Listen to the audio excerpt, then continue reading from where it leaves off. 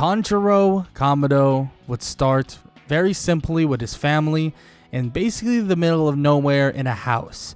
And one day he would head off to a village to sell coal.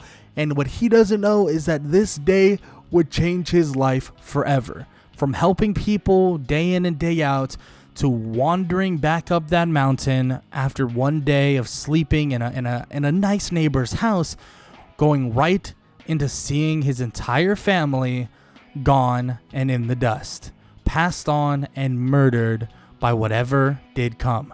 And it seems that he now knows that something happened. He doesn't know exactly what happened, but he knows it was some creature, some demon, some monster, and he sees that his sister Nezuko is still breathing. He runs after her, grabbing her and picking her up, thinking that she's the only sole survivor, and runs her off. But she would then transform and they would get thrown off a mountain. He would try his best to keep her away, trying not to die to Nezuko. And as this is occurring, someone would show up, and in one foul swoop, Giyu Tomioka would enter the fray.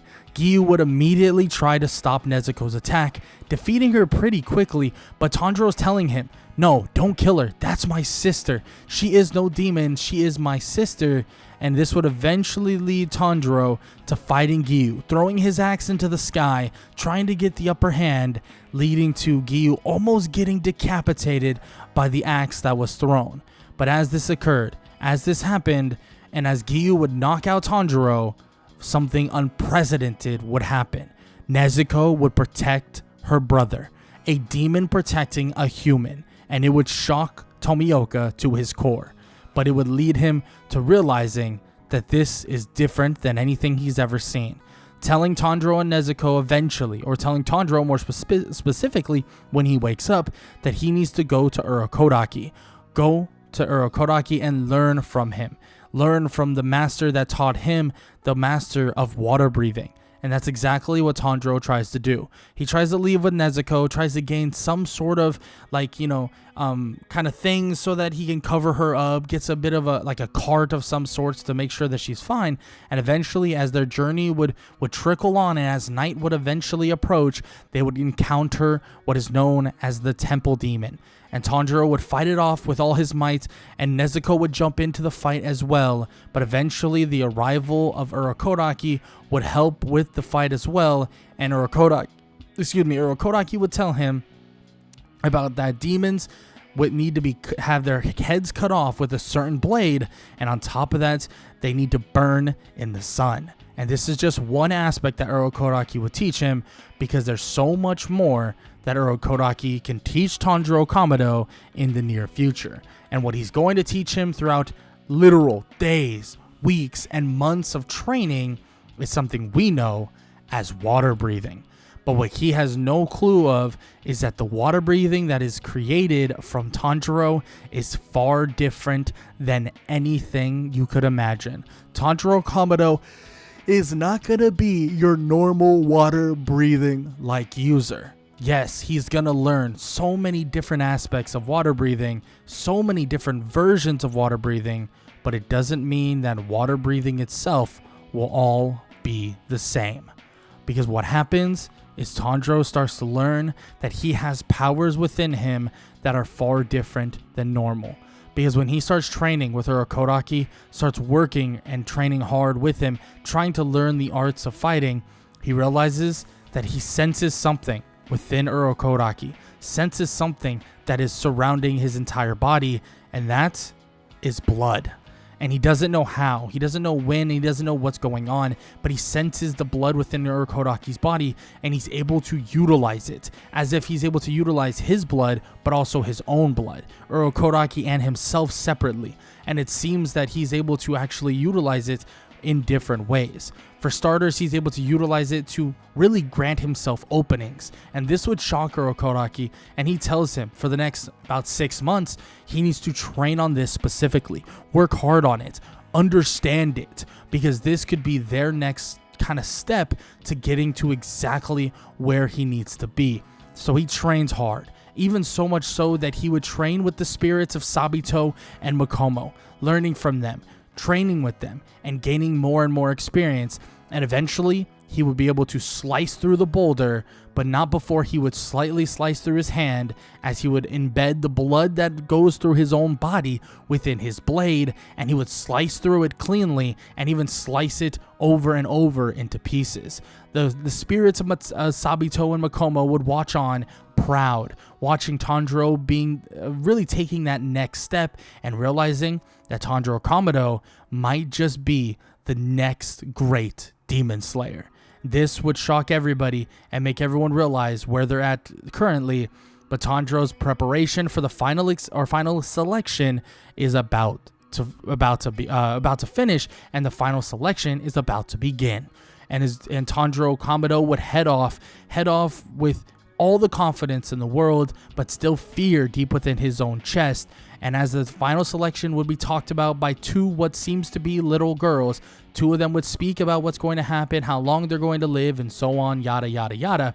And eventually, Tanjiro would enter the mountain, enter the area, and he would fight off demon after demon with his blood-letting sword. And it seems as if the sword itself is allowing himself to really utilize the blood of every demon he slays, and as he does this, he seems to get more and more powerful, and his blade seems to get sharper and sharper. But he utilizes some of the aspects of water breathing, water surface slash first form, water wheel as well second form, but embedding the blood arts or the blood bending type of power or the blood breathing type of power he actually is able to utilize as well. And in doing so, it gives him the upper hand against so many of these other demons, and he would need it because he would face off with someone by the name of the Hand Demon, a hand demon that is currently trucking along and chasing a innocent future demon slayer, and Tanjiro is able to utilize the blood he has accumulated and slices through the hand demon in one foul swoop, utilizing also parts of his own water breathing techniques, and realizing that the more he learns, the more he progresses, the better he will get, because it seems like water breathing and blood breathing can coexist simultaneously and are now making the strength of them combined even greater than you could imagine. And after the defeat of the Hand Demon, and after a week would go by on that mountain, the mountain full of demons, eventually Tanjiro would return home. After he would return back to Urokodaki. But before that, he would grab the ore that he needed, stop this one guy that's a little bit angrier than you would expect, stop him from doing anything really idiotic, and Tanjiro, almost said Izuku Midoriya, but Tanjiro Kamado would eventually head back to Urokodaki and Nezuko, seeing that she has now awakened, and Urokodaki is proud and crying of Tanjiro's arrival. This would eventually lead to him getting his sword, preparing for his journey, and getting a box for Nezuko to embark on the first mission that he has. And that first mission would be an encounter with the Swamp Demon. Because yes, he would arrive in this kind of town-like area, meeting a man who is basically upset that his wife got taken, and other people that are upset that, well, people are getting taken in general. And Tanjiro's goal and journey just starts right now. Finding this demon is at the top of his list, and before you know it, that same night when he's trying to find the demon would be coming after another girl, and he would be there to stop it. And this time around, Tanjiro would make quick work of a demon like this. He would slice through him, and the demon would be cocky, would think, oh, this is nothing, I can heal it back. But as Tanjiro slices through, gaining more and more blood, it seems that Tanjiro's abilities continue to soar to the sky, his strength being absolute and his strength getting higher and higher, and eventually he slices toward the neck of the demon, and the demon tries to get away, going within his own portals, trying to escape, but Tanjiro goes in after it, even saving a girl that got taken away the same day, or at least that same night, and also defeating the demon with the help of Nezuko, even though Nezuko wasn't necessarily needed throughout this time, but still, with the help of Nezuko, made a swift defeat of the Swamp Demon, and the demon itself would fall short very, very quickly. But what Tanjiro doesn't know is that when the crow comes calling and he has to go to investigate the city that never sleeps, he would have his first encounter with who we know as Muzan Kibutsushi. And it seems like this man is the man that killed his family. And Tanjiro, with no remorse, is wanting to end him. He can smell him. He can smell the blood that pumps through his veins and can smell the disgusting flesh that covers his body. And Tanjiro wants the man gone. But he knows when he stands in front of him, shocked to see he has a family, he knows that this is just an undercover act, a cover for what he's doing. And before you know it, Muzan would escape, and he would immediately send or create a demon that would spiral out and almost hurt a civilian. But Tanjiro is able to stop it and stop the ensuing kind of demon from hurting it. But Muzan saw what was on his ears. The earrings, or the ear kind of rings that he has on, is something that scares him, terrifies him, and makes him question. Because that right there is what he saw before. He sees something in Tanjiro, but this time it's even different. So he decides to create two demons, or really take two demons and make them into what he truly knows. And he sends them after the one and only Tanjiro. Susumaru and Yahaba hunt for the boy and hunt for Tanjiro, as Tanjiro is brought in by Yushiro, who tells him to basically come and talk to Lady Tamayao. And there's some funny moments where Yushiro is smacking him on the head and, telling him this, telling him that. But Tanjiro tells Lady Tamayao that all he wants is to save his sister, and all he wants is to truly get her out of this horrible life of being a demon, and wants to save her and really make her back into a human. In which Lady Tamayao would say that the only way to do this is to take the blood of the 12 Kizuki and basically get this blood and eventually find a cure. But it's going to be a long journey. It's going to be a long time. And before you know it, before the conversation can even end, the two demons that were hunting for Tanjiro would show their face, and a full-on battle would break out. But Tanjiro, he would be no slouch right now. With the power and the blood that already came from that first demon, his blade and his strength is already heightened, and he's able to keep up easily with one of the demons, the one that continues to kick a ball. And it seems as if it is very, very, very simple for Tanjiro to keep up, but he knows that with the two of them together, it will make things a lot more difficult. He thinks, but not impossible. Now, he might have arrows and different things to avoid, and ball after ball getting sent his way, but with the help of Nezuko, and it seems that Nezuko is actually becoming stronger and stronger as they speak, it seems that Tanjiro continues to basically upheal his own section of the bargain and continues to fight alongside her, eventually defeating Susumaru and Yahaba and easily defeating them. And as the fight would go on, as people would bleed and as people would fall closer and closer with lacking blood, he would just get stronger and stronger and stronger, and giving openings to Nezuko and even himself on the two demons that came to fight them. And it seems like Tanjiro, throughout these missions, his power continues to rise, and his ability to control the blood that goes within not only his own body, but others, seems to get higher and higher. So much so that every time he injures himself, he finds ways to heal himself with his blood breathing. It's as if it's kind of on top of the normal kind of concentrated breathing he already knows, but it's almost already better than some of the other heal breathing type of abilities you could possibly think of. Now, after all of this is said and done, after talking to Lady Tamayao and Yushiro about eventually getting a cure and having those vials ready to go, Tanjiro would continue his journey and continue his missions as he would progress, going towards a mansion. But as he's going across and as he's about to find that mansion, he would come across somebody that would annoy the hell out of him initially, because he's begging and begging and begging to marry a girl he barely even knows. And that is Zenitsu. He would stop Zenitsu, telling him to basically be quiet, calm the hell down. She doesn't really like him, blah, blah, blah, and all that good stuff. And then eventually tells him that he's going on a mission with him, in which he's crying. He's, no, I don't want to die either, blah, blah, blah. And Tanjiro's like, dude, I don't care. We're going over there and we're going to fight some freaking demons. So they head over to the mansion, and as they arrive, they can tell that there's an aura, a weird aura about this area, and they know for sure that there's a kid or a brother that is trapped in there.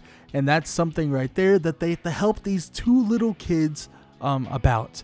And that's exactly what they're going to do. Tanjiro and Zenitsu would go in, but they would be forced to split up. The group completely splitting up, and Tanjiro eventually having to face off with someone by the name of Kyogai.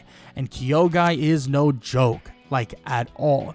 But his ability to spin the room and smack his drums, and also being part, or at one point being part of the 12 Kizuki, makes him a very formidable foe. But Tanjiro knows for sure that he's not going to lose this fight. His power, his strength, and his abilities have basically continued to grow, and he's able to basically utilize his blood breathing to make himself even stronger than he would utilizing breathing styles in the first place, or using concentration breathing in the first place. And Tanjiro would easily outpace Kyogai, tracking him down and running him down very quickly. Kyogai would try to get out of harm's way, but before you know it, Tanjiro would be on top of him, slicing his head clean off, and he couldn't do a single freaking thing about it. Tanjiro making quick work of this demon, making quick work of whatever he had to deal with, and obviously finding himself getting stronger with the blood that is from that demon, specifically defeating Kyogai, defeating who's in front of him, and defeating one of the members, or one of the past members of the 12 Kizuki. And this is impressive, far more impressive than you would possibly imagine. And the defeat of Kyogai is swift and happens very quickly with a kind of breathing style that Tanjiro now knows, and a breathing style that he now has created, and that's called blood breathing. First form, Crimson Bloom, and he strikes rapidly, spiraling slashes similar to the movement of even water breathing, and it spreads kind of this bloody aura all around, and he slices through, and he immediately would get the upper hand, and he would defeat Kyogai quickly and gain more blood from demons that are even stronger than you could imagine, and more blood from demons that, normally he would never be able to defeat in such a way. Growing in strength and growing in power, it feels as if Tanjiro's almost on a level of a demon themselves, which shocks even the demons all around. The demon of Kyogai, as he's basically disappearing from nothingness, he's in shock, thinking that Tanjiro moves, fights, and is able to move and fight and kind of do things like a demon. And it seems as if he's able to kind of close the distances and fight against him like he's never expected a human to do in the first place. And he feels disgusted at himself that he was defeated in such a way. And before you know it, Tanjiro would be outside the mansion watching Zenitsu kind of make sure that Inosuke doesn't attack the box that he has and attack Nezuko. Obviously, he doesn't know Nezuko's in there, but he makes sure to protect it as much as he possibly can. And eventually this leads to a fight with Tanjiro and Inosuke is easily beaten as Tanjiro makes it so his blood can no longer move, and basically makes it so his body moves so much slower than it normally does, and Tanjiro would stand right in front of him, telling him to stop, telling the boar to calm down and not do anything stupid. And then he would eventually try to headbutt Tanjiro, and as he does, he would knock himself out, and Tanjiro would shake his head and tell him, like, I gave you an option and you didn't take it. But eventually Inosuke would come to his senses and join the group, and the trio would head off for their next kind of thing and their next orders. Before the group heads off to Mount Natagumo, they would have some time to rest, take a breath in a nice little like abode of this older woman, and she would feed them, and blah blah blah, all that good stuff. And this would eventually lead up to their preparation to head to investigate Mount Natagumo, because it seems like a lot of different demon slayers are going up there but are eventually shown to be missing. And well, let's just say the demon slayers that are actually being sent there, well, they're questioning their course of work or their choice of work, because they're getting taken out one by one by one. And as they arrive, as Tanjiro enters the fray, he would see another demon slayer and ask him what's going on, and he would tell him like, oh, this is insane, this is these spider like kind of demons, blah blah blah. And all these demon slayers would be taken over, controlled, and unable to do a single thing on their own accord. And Tanjiro and Inosuke would eventually discover the demon slayer puppets and would be in shock. And yes, they would have to make a decision. How are they going to take these things down? And eventually they would realize that they can't just cut the strings. It doesn't work that way. So they try to cut through different, the source and different spiders and stuff like that, slowing them down.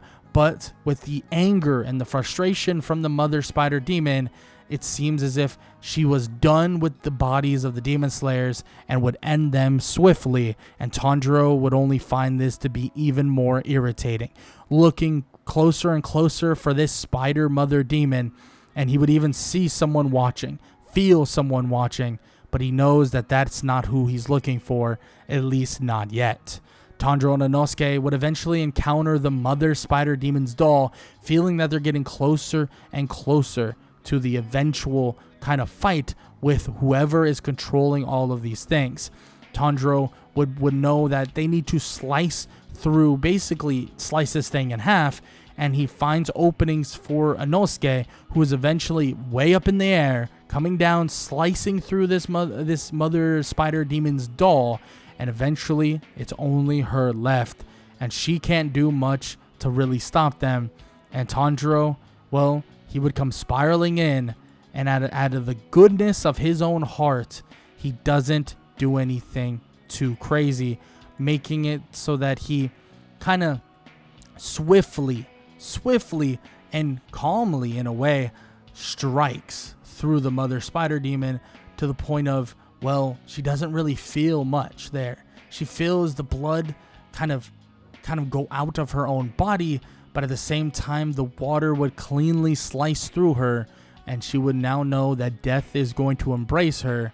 But she knows that she did wrong, and she knows that this is the time, and also really the reason why she's going on to the next life.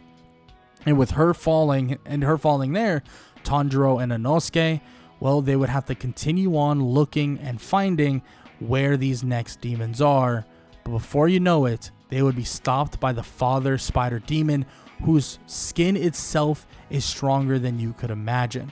But before you know it, when a one punch would wind up, Tanjiro would open a portal beneath them, and they would be gone behind the spider demon, and him and Inosuke would strike toward the neck of the demon, but realize that that thing is tough, strong, and Tanjiro, before he could react, would be slapped away. But Inosuke got a glimpse of the power that Tanjiro has, seemingly being able to utilize some of the blood demon arts that these other demons have been using, because that obviously was not a breathing style. It seems that there's something to do with his style of breathing that allows him to actually remake or reuse the powers of these other demons, and it shocks him. But he knows he has to live long enough to see the next day against this demon, because Tanjiro is no longer there to help him. But Tanjiro, well, he has his own issues now. Separated from Inosuke, he discovers Rui, but also the daughter of the spider demon. And Rui is laying into her, talking all of this smack, saying this, saying that, saying horrible things to her. And Tanjiro tells him, you don't have to do this. You don't have to be the way you are. You can be better. But he looks at him and says, no, you don't understand. You have a blessing. You have a sister that is useful, a sister that can do things, and a sister that doesn't disappoint. And he tells him that they're family nonetheless, and he'll do anything for family. And Rui says that he will do the same as well. But he knows now that Tanjiro, he won't. Because if he did, he'd be running away from his sister, or running away with his sister as they speak. Because Rui would attack them quickly with his insane web-like abilities, or kind of like these spider type abilities, and it would cut through even Tanjiro's skin to a large degree. He would have to react quicker than you could imagine, and Tanjiro and Nezuko would try to keep up. Now, they're able to keep up because Tanjiro is able to kind of move the area all around them, kind of like Kyogai. Same thing with the Swamp Demon opening portals and giving them openings. But Tanjiro is only able to do this so much. He's only able to do this to a certain degree. But eventually he would find the opening, find a chance. He could see it. He could see the moment, and he would go in for the strike. Feeling the blood on his own blade, the blood from his own skin as it heals over, and as his blade gets sharper, he would cut toward the neck of Rui, and it would shock him. With one hand, Tanjiro would swipe his sword toward the neck of Rui, and Rui would go to try and cut the arm off of Tanjiro, but before you know it, Tanjiro is able to actually cut the head off of Rui, and he would think it was over.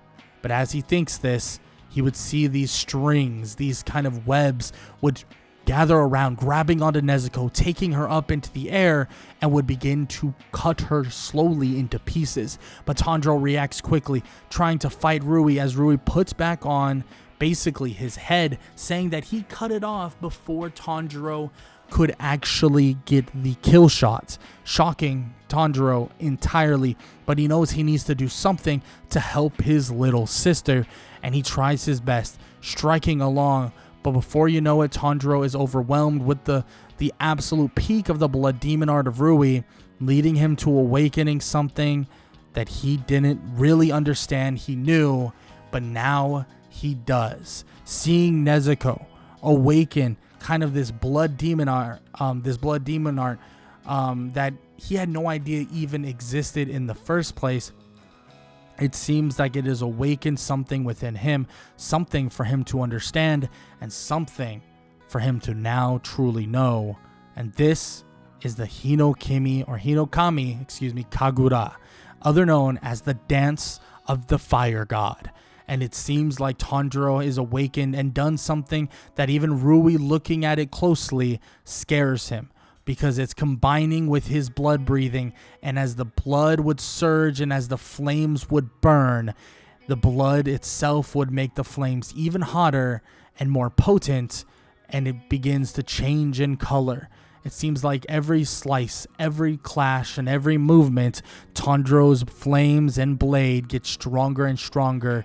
Pinkish / purplish fire would exude from Tanjiro, similar to, Nezuko herself, and he would cut through Rui into pieces, leading to his eventual defeat. And as he kind of crumbles away, as he disappears slowly but surely, Tanjiro watches on, nodding his head, immediately kind of sheathing his sword, and he would tell Rui that he may have went through a lot, and he may have tried to protect his family, but he lost his way. And he understands that. But hopefully one day in the afterlife, he can find the right track once again and become who he was in the past. Giyu would arrive as Rui would disappear, and weirdly enough, it's a sense of pride and being proud in Giyu, telling Tanjiro he did good. But before you know it, a blade would come striking down from Kanao right at Nezuko. Tanjiro would react quickly, and he would block the strike, telling her that what she's doing isn't what she thinks. Flames would appear once again. The aura of Tanjiro would show all around. The blood from the battle would consume on the sword, and Tanjiro would tell her to not do what she's doing. Don't do this. Kanao wouldn't say a word and would still try to strike toward Nezuko, and he would tell her to run. Tanjiro would go head to head with Kanao, and Giyu Tomioka would defend Nezuko against Shinobu. Eventually, though, the crows would sound and the crows would speak, telling them all to stop hunting Nezuko and Tanjiro and bring them back to the mansion. In which that's exactly what happens. Nezuko and Tanjiro travel back to the mansion, and Nezuko isn't killed just yet, but they are trialed entirely by the Hashira. The Hashira speaking, talking, and telling them exactly what's going to happen and telling them what is happening, what's going on. And this is when the Wind Hashira makes it apparent that there is no demon. There is no demon out there that could truly be good. There's no demon out there that can truly protect humans. And he would even slice into Nezuko, and Tanjiro, even captured and even with cuffs on his arms, would shatter the cuffs and headbutt the hell out of the Wind Hashira, Saname, and immediately make it known that he is no joke. Blood coming out of the nose of Saname, well, immediately Tanjiro would utilize that said blood to dull his sword. So when the sword would try to actually strike against Tanjiro, he would block it with his arm and land a punch to the stomach and then a kick to the head. Tanjiro would tell him that this fight isn't what he wants, but this is a fight he's going to get.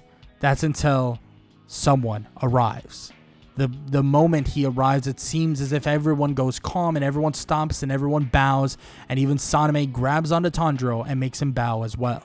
This is Ubuyashiki, and it seems like his arrival has begun to start a meeting, and they begin to read a letter and basically a blessing to Nezuko, and this letter would basically say that Nezuko is now a demon slayer, and that, well, the one and only Giyu Tomioka, and really the best or one of the greatest users of water breathing, known as Urokodaki, would give their blessing, saying that they'll commit Sambuku if Nezuko eats a human.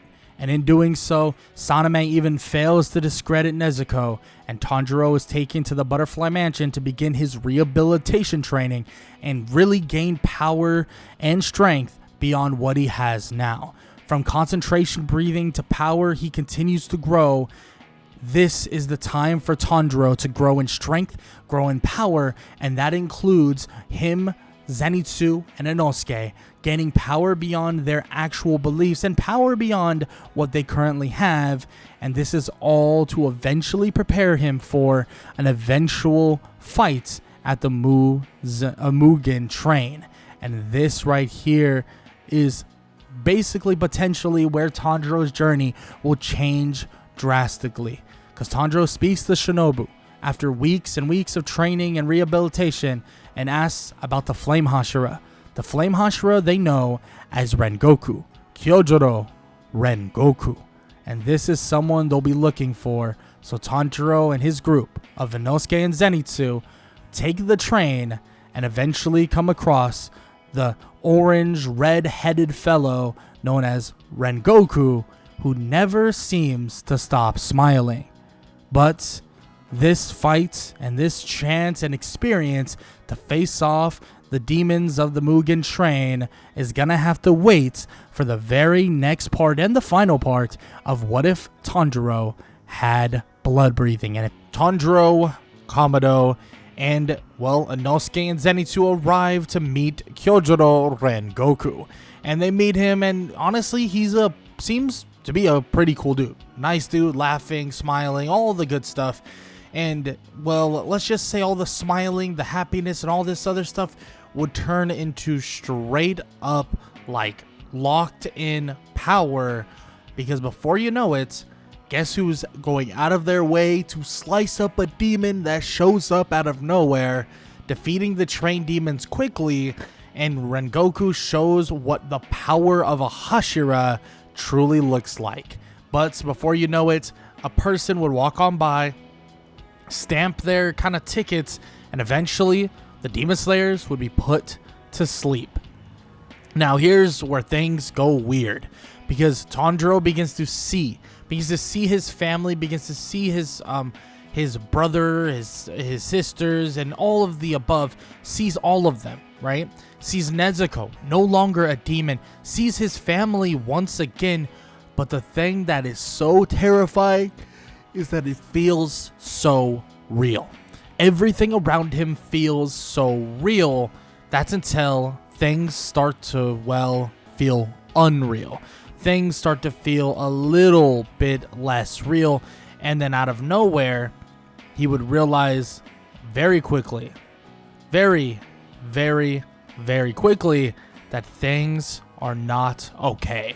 And things begin to crumble around him. Things begin to destroy and absolutely, basically just destroy around him. And he's in complete and utter shock. He doesn't know what's happening, but he's now realizing that this isn't the life he has. This is a life that he wishes for. And he realizes that there's a demon out there that is currently doing this specifically, guiding him, showing him, and telling him that this world can be his, this life, this dream, and this moment can be his forever. But Tanjiro doesn't want it, because he wants reality, and he knows what reality is. Eventually jumping out of that dreamlike state, and immediately would be ready to jump into action. Immediately would be ready to get right into the action that needs to happen. And immediately Tanjiro can sense, can smell, and can feel exactly where the demon is. And this demon is very, very powerful. And this demon is known as Enmu. Tanjiro would jump out the window and head toward the front of the train, knowing that the Enmu that eventually shows up is not actually real, or isn't the actual Enmu that is basically going to have to be defeated. He knows that it's right in the front of that train. He knows that he needs to get exactly there, and he can sense it. And he begins to portal around using that Swamp Demon's Blood demon art, portaling away and even changing the area around him, moving the train itself and the rooms and also like the areas that the train basically has, eventually getting to the neck of the demon. And yes, it was and is very difficult to get to that point. And on top of that, I mean, we're talking he has to deal with many different kind of tendrils and attacks from this demon. But on top of that, he has to deal with something else. He has to deal with the fact that Enmu is basically trying to put him to sleep all the time. But luckily enough, he can close his eyes and he can sense so much around and sense all of these things that are basically going on, and basically can sense every little aspect of Enmu, eventually leading to Inosuke arriving and Inosuke showing up and basically being ready to help out to the highest degree he possibly can.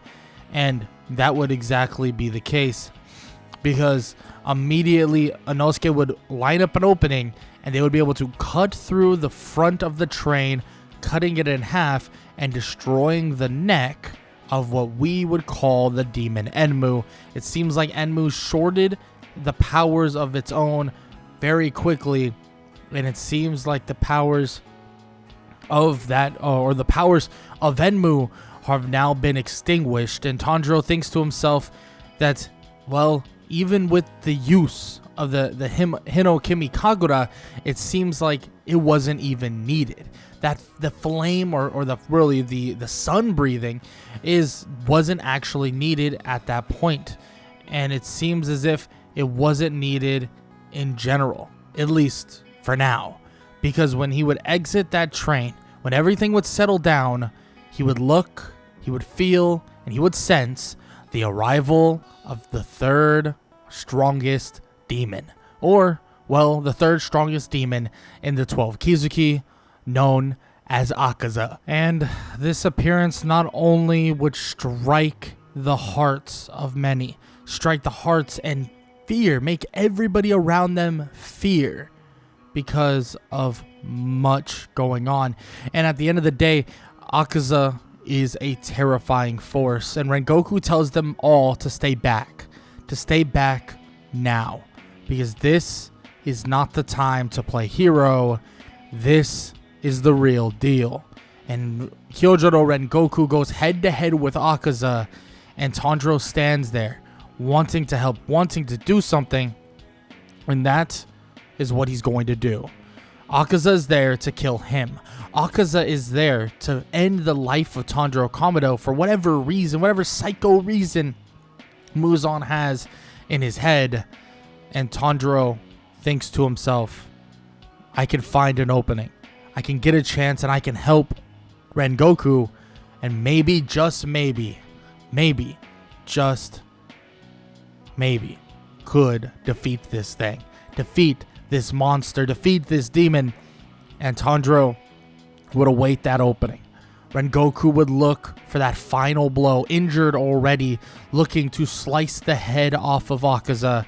And Tanjiro would look to utilize his blood breathing, halting Akaza, making it so he can barely move, or at least struggle to move, slowing him down immensely, and even making it so his skin and his blood is no longer as thick as it once was, leading to Rengoku having that opening that leads to a beautiful slice, a slice that could be heard around the area forever, a slice that would go right through the neck of Akaza. But Akaza would move just enough so that it doesn't cleanly take his neck off, and he's able to heal for the most part, and he's in shock, realizing how close that was, realizing how simple it would have been if he wasn't paying enough attention, if he wasn't ready for it, if he wasn't in the right position. His life could have been gone forever. His eyes would grow wide, and the shock would begin to ensue within his own body, and a realization that he needs to kill them now begins to flood him. He goes for the kill on Rengoku, trying to end it quickly, but with the help of Tanjiro now, it seems borderline impossible. It seems like Tanjiro and his powers are better than what he thought. It seems like Tanjiro and his powers are better than what he expected, and it seems that he can't do that much to end the fight as quick as he needs to. He played around too much. He messed around too much. He thought way too much that he could have, just enjoyed this, that he could have loved this, that he could have had fun with this. And he realizes now it was a great mistake. And Tanjiro leaves openings for Rengoku to do severe damage, leading to the sun almost rising and the sun almost at its pinnacle. But before you know it, Akaza would find an opening to run away and leave before he's actually killed throughout this fight. But there's one person that he left alive. Well, two in fact. One being Tanjiro, the one that they were supposed to end in general, but the other would be Kyojuro Rengoku, living still as they speak. It seems like Rengoku is going to live another day, and lives after a fight with the third strongest demon of the 12 Kizuki. And crows would sound and people would speak, and eventually they would head back to the mansion, and Tanjiro's wants and kind of looking out for more information on sun breathing would go through Rengoku more than anything, and a little bit less of his father and younger brother. And Tanjiro would get as much help as he possibly could, learning, training, and also gathering more of what is going on with, the one and only sun breathing technique, or the Hinokami Kagura. And it seems like he'll learn more and more as things progress. But with obviously Rengoku helping him, it massively helps. I mean, there's no doubt about it that Rengoku being there is going to help him drastically, especially with his training, even if he has so little time to do so. Especially because before you know it, Tengen Uzui would try to kidnap Aoi and another little girl, and of course Kanao would be trying to stop it. But with the help of Tanjiro, Inosuke, and Zenitsu, they tell Tengen that they're going to accompany him on his mission, so they disguise in the search for Tengen's wives. Now, initially, it's going half decent, right? Tanjiro meets quite a few different people, even meets some others that are very, very important to what is happening. But on top of that, Inosuke and Zenitsu are dealing with the demon themselves. But before you know it, Zenitsu would go missing and they would have no idea where he is. But before you know it, Tanjiro, Zenitsu, and Inosuke would be put in a position to take on the demon by the name of Daki. But before that would even occur, before Tanjiro truly finds a way and finds himself fighting alongside Tengen, he realizes that fighting Daki himself, he's able to take her on. Even take her on to a degree that he wasn't expecting. The combination of blood breathing and sun breathing is a potent combination, and it seems like his power and his scaling seems to be going overboard to the point where Daki doesn't feel like a chore at all. He even slices her head off, slicing through kind of the like kind of like the ribbons and or kind of like the scarf that she utilizes, or like the material she utilizes. And he thinks that this is too good to be true. And that would be correct, because Daki and Gyutaro would arrive and Tengen would be forced to actually fight Gyutaro, someone who is far stronger than Daki, and seemingly, well, Daki is actually holding him back. So much that this fight that is ensuing is an epic one. But with the help of Tanjiro and Tengen together, and Inosuke and Zenitsu together against someone like Daki, they're able to maintain the advantage, especially with Tanjiro's utilization of different blood quote-unquote demon arts, or at least somewhat similar versions of them. And on top of that, being able to slow down / halt a person or a demon entirely with the blood that is flowing within the body. And eventually, it leads to Tanjiro and Tengen being able to find an opening on Gyutaro and slicing for his neck. But he knows, and they all know, that needs to happen against both of them borderline at the same time. So Tanjiro tries to have that opening and hold an opening for Tengen and also for Zenitsu and Inosuke, holding both Daki and Gyutaro still, and the shock would glaze over their faces, and it would be pretty damn obvious that with one strike through, that Zenitsu and Tengen would end this fight within one foul swoop, and Tanjiro, being the demon slayer he is, seemingly is arguably one of the greatest support-like demon slayers ever, with the powers that he's basically is being bestowed. But of course, Nezuko would kind of have her own awakening throughout this time, and that would be a way for them to get a massive upper hand against the demons. And before you know it, when Tengen is injured on the ground and borderline almost out of it because of poison, Nezuko is able to heal him, but he's a lot better off than you ever would have been in the first place. And luckily enough, yes, he still does decide to retire, but he is far better and in a far better place, and everybody just heads back to the Hashira mansions in a pretty decent manner, and isn't hurt to a large degree. And the end of those demons, one of the high rank demons, well, is done and dusted, and it seems like we continue to see something that they haven't seen in years, and that's upper rank demons falling down the ladder, being destroyed, being defeated, and being killed. And Tanjiro Kamado is a massive reason for this. Now, of course, Tanjiro continues with his training at the Butterfly Mansion, doing stuff with concentration breathing, training, and so on and so forth. But he also decides that he's going to head over to the Swordsmith's village, not only for a new sword, because his sword is pretty damn beat up, but also to get some good and well-adjusted, flat-out training in there.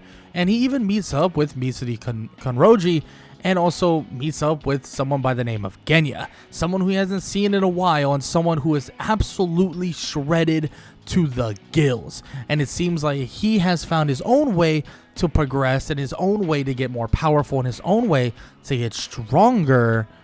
And really, it's all about pumping that iron. He's gotten pretty damn strong in general. Now, with all that said, Tanjiro does have a bit of some issues with Michiro, and of course he gives the old stone cold kind of whatever to Tanjiro, and even kind of tries to beat him up. Tanjiro's not expecting it, so he does kind of get beat up to a certain extent.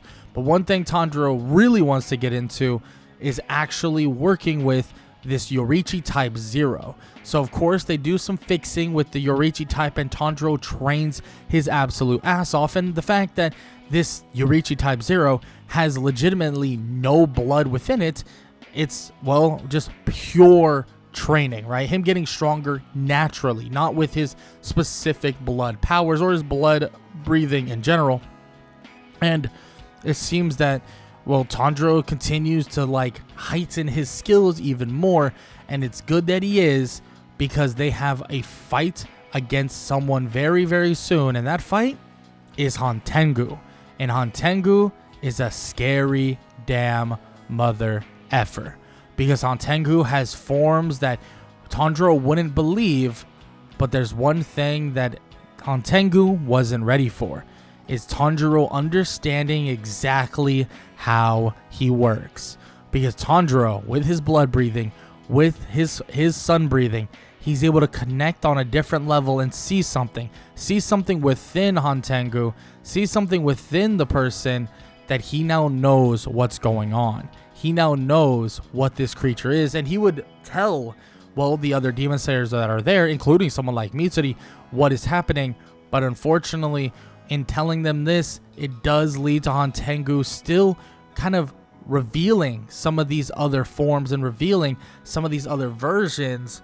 But Tanjiro knows quicker than usual what he needs to do, and how and what he needs to do to actually defeat this demon, and what he needs to do to actually end this demon, and that is to cut off the head of the small little tiny demon that is hiding within.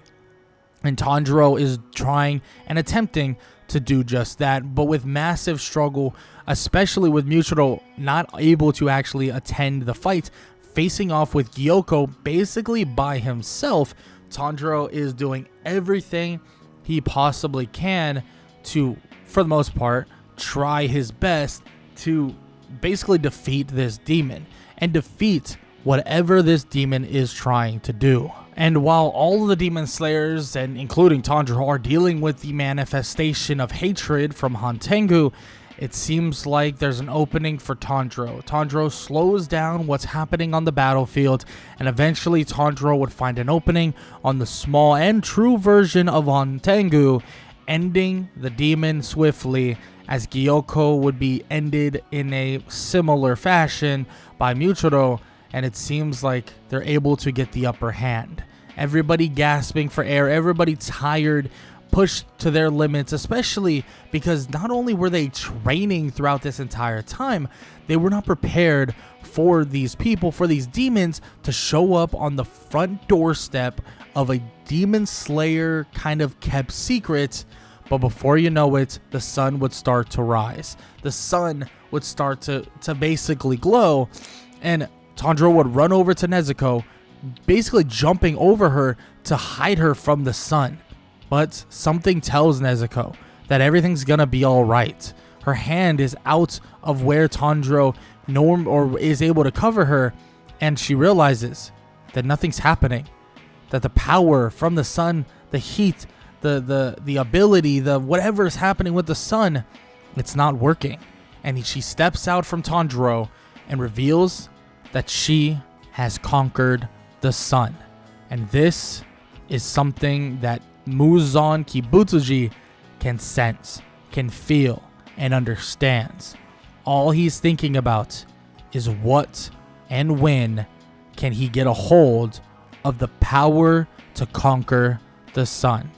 But knowing that Nezuko has now peaked and Nezuko has now conquered the sun itself, Tanjiro now has to embark with other demon slayers on training that they have never thought of before. Hashira training. Tanjiro begins training with the likes of Giyu, the likes of Tengen, training with Michiro, Mitsuri, and many others, Obanai, Saname, Gyome, and many, many different things.